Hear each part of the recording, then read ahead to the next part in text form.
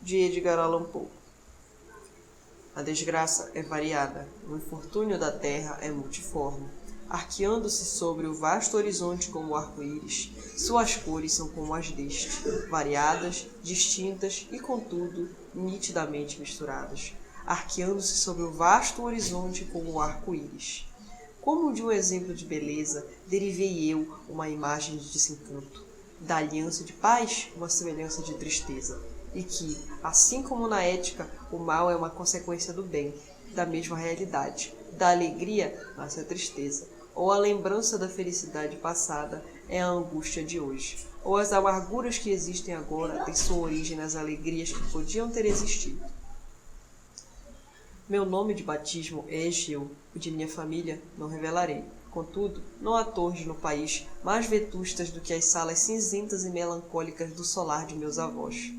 Nessa estirpe tem sido chamada de uma raça de visionários, em muitos pormenores notáveis do caráter da mansão familiar, das pinturas do salão principal, nas tapeçarias dos dormitórios, nas cinzeladuras de algumas colunas de armas, porém, mais especialmente, na galeria de quadros no estilo da biblioteca, e, por fim, na natureza muito peculiar dos livros que ela continha, há mais que o suficiente prova a justificar aquela denominação.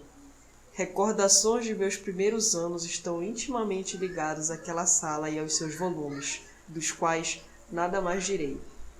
Ali morreu minha mãe, ali nasci, mas eu ouso dizer que não havia vivido antes, que a alma não tem existência prévia. Vós negais isto. Não discutamos o assunto. Convencido eu mesmo, não procuro convencer os demais. Sinto, porém, uma lembrança de formas aéreas, de olhos espirituais expressivos, de sons musicais evangelísticos, uma lembrança que não consigo anular, uma reminiscência semelhante a uma sombra, vaga, variável, indefinida, inconstante, e como uma sombra também na impossibilidade de livrar-me dela, enquanto a luz de minha razão existir.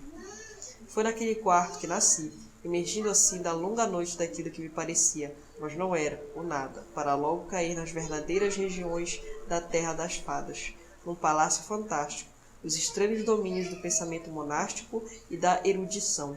Não é de admirar que tenha lançado em torno de mim um olhar ardente e espantado, que tenha consumido minha infância nos livros e dissipado minha juventude em desvaneios.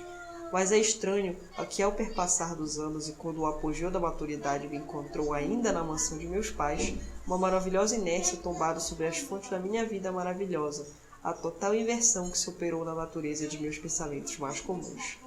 A realidade do mundo me afetava como visões, e somente como visões, enquanto que as loucas ideias da terra dos sonhos tornavam-se, por sua vez, não o estofo da minha existência cotidiana, na realidade, a minha absoluta e única existência. Berenice e eu éramos primos, e crescemos juntos, o solar paterno, mas crescemos diferentemente. Eu, de má saúde e mergulhado na minha melancolia. Ela, ágil, graciosa e exuberante de energia. Para ela, os passeios pelas encostas da colina. Para mim, os estudos do claustro.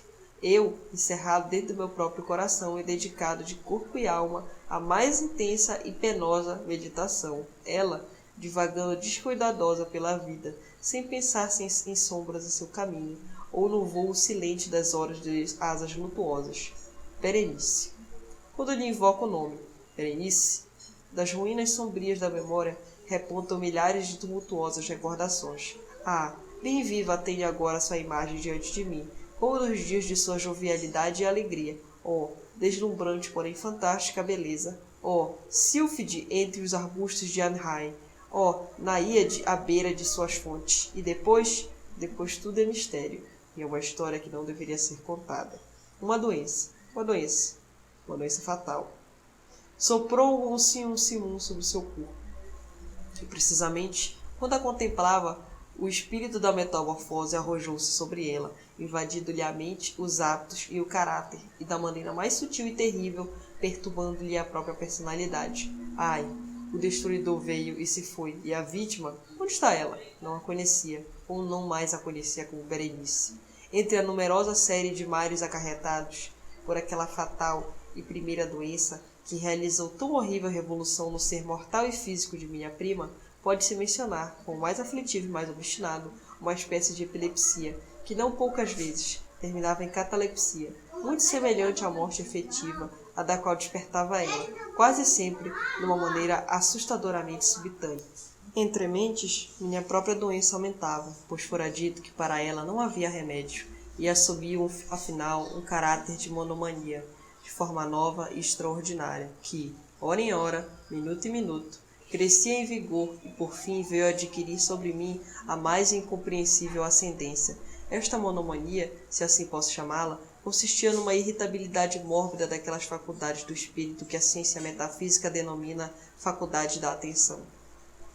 É mais provável que não me entenderem, mas temo, deveras, que me seja totalmente impossível transmitir à mente do comum dos leitores uma ideia adequada daquela nervosa intensidade de atenção que, no meu caso, as faculdades meditativas, para evitar a linguagem técnica, se aplicava e absorvia na contemplação dos mais vulgares objetos do mundo.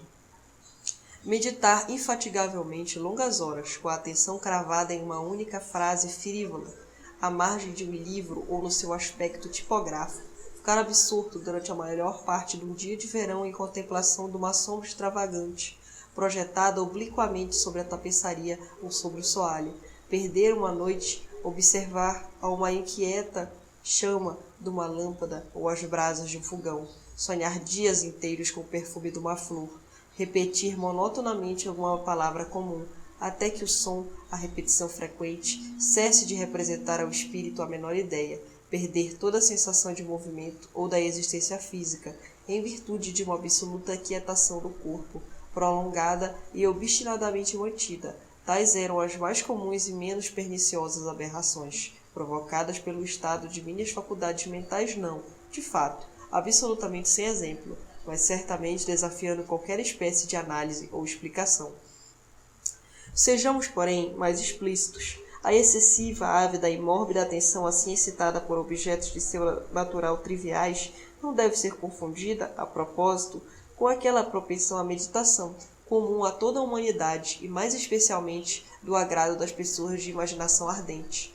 Nem era tão pouco, como se poderia a princípio supor, um estado extremo ou uma exageração de tal propensão, mas primária e essencialmente distinta e diferente dela. Naquele caso, o sonhador ou entusiasta, estando interessado por um objeto, geralmente não trivial, perde, sem o perceber de vista este objeto, através de uma intensidade de deduções e sugestões delas provindas, até que, chegando ao fim daquele sonho acordado, muitas vezes repleto de voluptuosidade, descobre estar insatamen causa primária de suas meditações, inteiramente esvanecido e esquecido. No meu caso, o ponto de partida era invariavelmente frívolo, embora assumisse no intermédio da minha visão doentia uma importância irreal e refratária. Poucas ou nenhumas reflexões eram feitas e estas poucas voltavam, obstinadamente, ao objeto primitivo como a um centro. As meditações nunca eram agradáveis e, ao fim do devaneio, a causa primeira, longe de estar fora de vista, atingira aquele interesse sobrenaturalmente exagerado que era a característica principal da doença. Em uma palavra, as faculdades da mente mais particularmente exercitadas em mim eram, como já disse antes, as da atenção, ao passo que no sonhador acordado são as mais especulativas. Naquela época, os meus livros, se não contribuíram eficazmente para irritar a moléstia, participavam largamente, como é fácil perceber-se pela sua natureza imaginativa e inconsequente das qualidades características da própria doença. Bem, me lembro, entre outros, do tratado do nobre italiano, Coelho Secundus Curio de Amplitude Vitae Regni Dei, da grande obra de Santo Agostinho, A Cidade de Deus, do De Carne Christi, de Tertuliano, no qual paradoxal sentença: Mortus est Dei filius, credipur est quia ineptum est, et sepultus resurrecti. Certo est quia impossibile est. Absorveu meu tempo todo, durante semanas de laboriosa e infrutífera investigação. Desta forma, minha razão, perturbada no seu equilíbrio por coisas simplesmente triviais, assemelhava-se àquele penhasco marítimo do que falara Ptolomeu Hefestião, o qual resistia inabalável à questão da violência humana e ao furioso ataque das águas e ventos, mas tremia o simples toque da flor chamada asphodelo. E embora um pensador desatento possa parecer fora de dúvida que a alteração produzida pela lastimável moléstia no estado mortal de Berenice fornece motivos vários para o exercício daquela intensa e anormal meditação, cuja natureza tive dificuldade de explicar, tal qual não se deu absolutamente. Nos intervalos lúcidos da minha enfermidade, a desgraça que me aferia me dava realmente pena e me afetava profundamente o coração àquela ruína total de sua vida alegre e doce.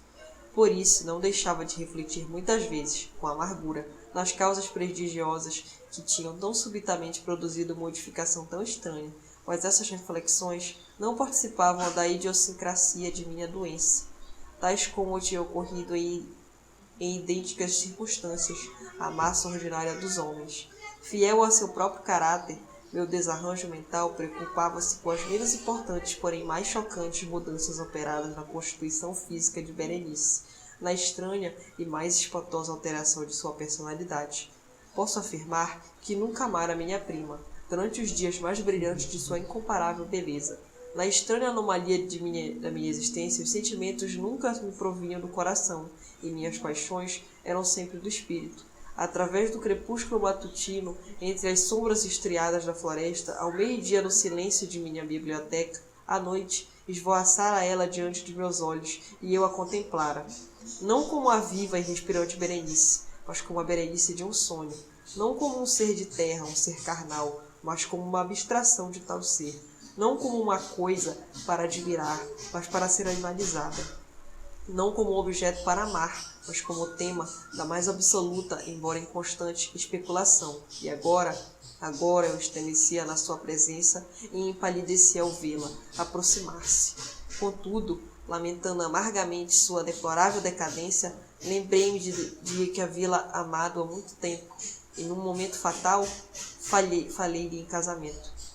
Aproximava-se, enfim, o período de nossas núpcias, quando, numa tarde de inverno de um daqueles dias intempestivamente cálidos, sossegados e novoentos, já que são a alma do belo Alcione, me sentei ao mais recôndito gabinete da biblioteca. Julgava estar sozinho, mas erguendo a vista divisei Berenice, em pé, à minha frente. Foi a minha própria imaginação excitada, ou uma nevoenta influência da minha atmosfera, ou o crepúsculo impreciso do aposento, ou as cinéreas roupagens que lhe caíam em torno do corpo, que lhe deu aquele contorno indeciso e trêmulo.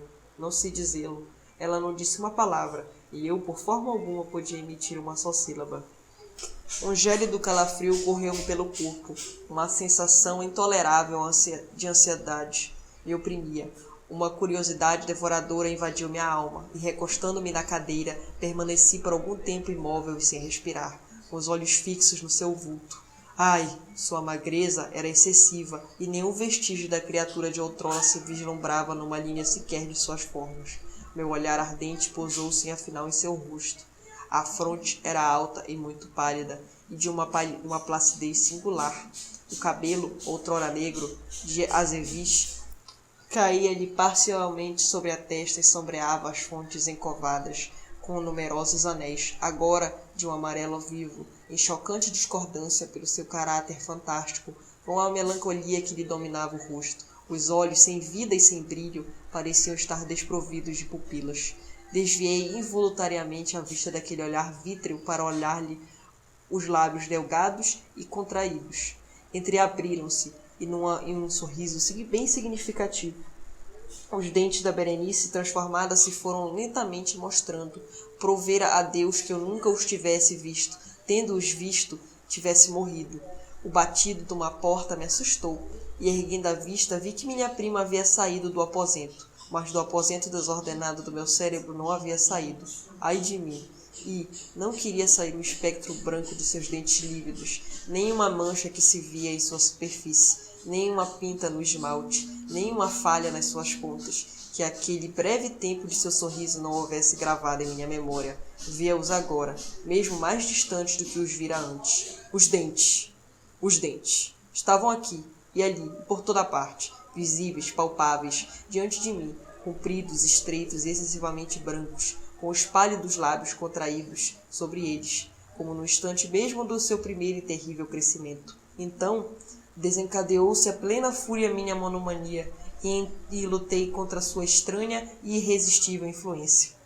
Nos múltiplos objetos do mundo exterior, só pensava naqueles dentes, queria-os com frenético desejo. Todos os assuntos e todos os interesses diversos foram absorvidos por aquela exclusiva contemplação. Eles somente estavam presentes aos olhos do meu espírito, e eles, na sua única individualidade, me tornaram a essência da minha vida mental. Via-os sob todos os aspectos, revolvia-os em todas as direções, observava-lhes as características, detinha-me em todas as suas peculiaridades, meditava em sua conformação, refletia na alteração de sua natureza, estremecia ao atribuir-lhe imaginação, faculdade de sentimento e de sensação, e ao mesmo tempo, quando desprovido dos lábios, a capacidade de expressão moral. Dizia-se com razão de Mademoiselle de Salé que tout c'est pas étroyant de sentiment, e de Berenice que tout descendente étroyant de las idées. Todos os passos eram sentimentos, todos os seus dentes, ideias. Ah, esse foi o pensamento absurdo que me destruiu. Desidé. Ah, e essa era a razão pela qual eu os cobiçava tão loucamente. Sentia que somente a posse deles me poderia restituir a paz para sempre, fazendo-me voltar à razão, e assim cerrou-se a noite em torno de mim. Vieram as trevas, demoravam-se, foram embora, e o dia radiou mais uma vez, e os nevoeiros de uma segunda noite de novo se adensaram em torno de mim. E ainda, sentado estava imóvel, naquele quarto solitário, ainda mergulhado em minha meditação, ainda com os dentes mantendo sua terrível ascendência sobre mim, a flutuar com a mais viva e hedionda nitidez, entre as luzes mutáveis e as sombras do aposento. Afinal, explodiu em meio de meus sonhos um grito de horror e de consternação, ao qual se seguiu, depois de uma pausa e de vozes aflitas, estremeadas de surdos lamentos de tristeza e pesar. Levantei-me, escancarando uma das portas da biblioteca. Vi, de pé, na antecâmara, uma criada, toda em lágrimas, que me disse que Berenice havia morrido. Sofrera um ataque epilético pela manhã, e agora, ao cair da noite, a cova estava pronta para receber seu morador, e todos os preparativos do enterro terminados. Com o coração cheio de angústia, oprimido pelo temor, dirigi com repugnância para o quarto de dormir da defunta. Era quarto vasto, muito escuro, e eu me chocava, a cada passo, com os preparativos do sepultamento. Os cortinados do leito, disse-me um criado, estavam fechados sobre o ataúde, e naquele ataúde, acrescentou ele, em uma voz baixa, jazia tudo quanto restava de Berenice. Quem, pois, me perguntou se eu não queria ver o corpo. Não vi. Moveram-se os lábios de ninguém. Entretanto, a pergunta realmente feita e o eco das últimas sílabas ainda se arrastavam pelo quarto. Era impossível resistir, e com a sensação da opressiva dirigi-me a passos tardos para o leito. Ergui-me de manso as sombrias dobras das cortinas, mas, deixando-as cair de novo, desceram sobre os meus ombros e, separando-me do mundo dos vivos, me encerraram na mais estreita comunhão com a defunta. Todo o ar do quarto respirava a morte, mas o cheiro característico do ataúde me fazia mal e imaginava que um odor deletério exalava já do cadáver. Teria dado mundos para escapar, para livrar-me da perniciosa influência mortuária, para respirar, uma vez ainda, o ar puro dos céus eternos, mas falaciam-me as forças para mover meus joelhos.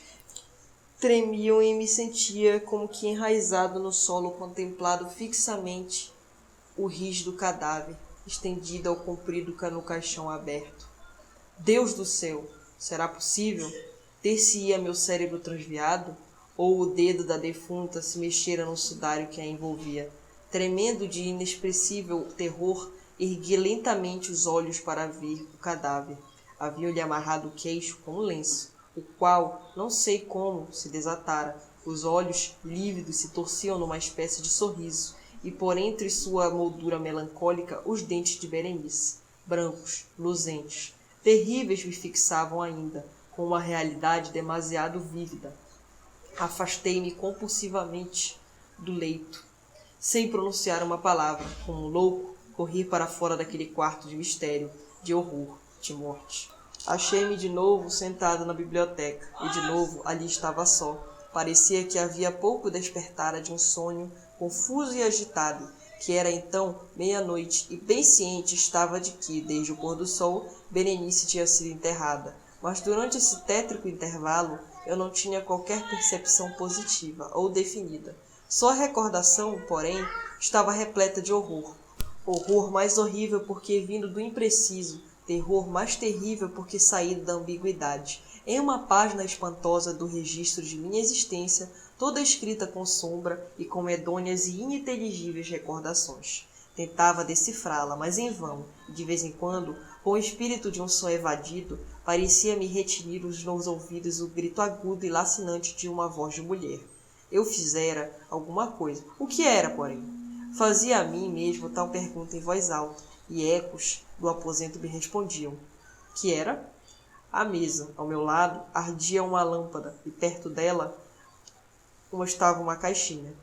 Não era de forma digna de nota, e eu frequentemente a vira antes, pois pertencia ao médico da família. Mas como viera a ter ali sobre minha mesa? E por que estremecia eu ao contemplá-la? Não valia a pena importar-me com tais coisas, e meus olhos, por fim, caíram sobre as páginas abertas de um livro, na sentença nela sublinhada. Eram as palavras singulares, simples, do poeta Ebn Zayat, de Seban Mihi Sodali. Si sepulcrum amicei visitarem, curas bi aliquantolum fori levatas. Por que então, ao lê-las, os cabelos de minha cabeça eriçaram-se até a ponta e o sangue de meu corpo se congelou nas veias? Uma leve pancada soou na porta da biblioteca e, pálido como o brilhante de um sepulcro, um criado entrou, na ponta dos pés. Sua fisionomia estava transtornada de pavor, e ele me falou numa voz trêmula, rouca e muito baixa. Que disse? Ouvi frases truncadas. Falou-me de um grito selvagem que perturbara o silêncio da noite. Todos em casa se reuniram. Saíram procurando em direção ao som, e depois sua voz se tornou penetrantemente distinta ao falar-me de um túmulo violado, de um corpo desfigurado, desamortalhado, mas que ainda respirava, ainda vivia. Apontou-me para minhas roupas, estavam sujas de coágulos de sangue. Eu nada falava, e ele me pegou levemente na mão. Gravava-se nela os sinais de unhas humanas. Chamou-me e para atenção por um certo objeto encostado à parede. Era uma pá. Com um grito, saltei para a mesa e agarrei a caixa que nela se achava, mas não pude arrombá-la, e no meu tremor ela deslizou-se de minha mão e caiu com força, quebrando-se em pedaços, e dela, com um som tintinante, rolavam vários instrumentos de cirurgia dentária, de mistura com 32 coisas pequenas, como de marfim, que se espalharam por todo o assoalho.